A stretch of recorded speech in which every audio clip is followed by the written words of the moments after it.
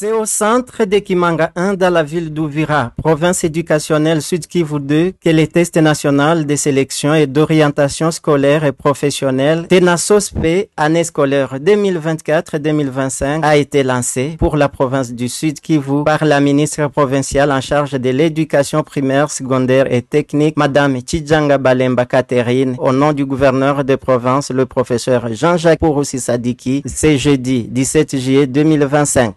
Devant les autorités locales et les responsables des services techniques provinciaux de l'EPST, dont l'inspecteur principal provincial, le PROVED, les chefs des centres et les élèves, la ministre Catherine Tchidjanga a commencé par rendre un hommage vibrant au président de la République, son Excellence Félix-Antoine Tshisekedi, lui qui se démène pour une paix durable dans notre pays, sans laquelle l'éducation de nos enfants est impossible. Elle a remercié tous ceux qui ont contribué pour sauver cette année scolaire. Remercions sincèrement le président de la République et son gouvernement parce que non seulement il a rendu effective la gratuité de l'éducation, mais aussi la gratuité des passations de cette épreuve.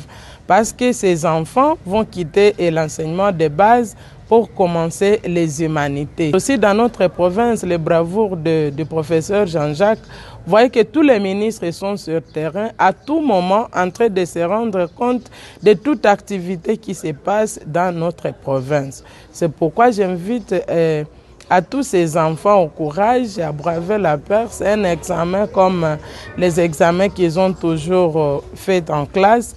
Mais aussi, je remercie sincèrement les enseignants de notre pays en général et les enseignants surtout du Sud Kivu. Un sentiment de satisfaction pour les PROVED de la province éducationnelle Sud Kivu 2, Albert Bopé-Piema, qui ne croyait plus à l'aboutissement en douceur suite à la perturbation des activités scolaires par la guerre d'agression menée par le Rwanda et ses supplétifs AFC M23. Pour lui, les efforts conjugués de tous les intervenants sont à reconnaître. Au nom de tous les parents, le président territorial de l'ANAPECO, Patient Sindabagome Ifundo, ce qui concerne nous les parents, de toutes les façons, c'est une grande félicitation.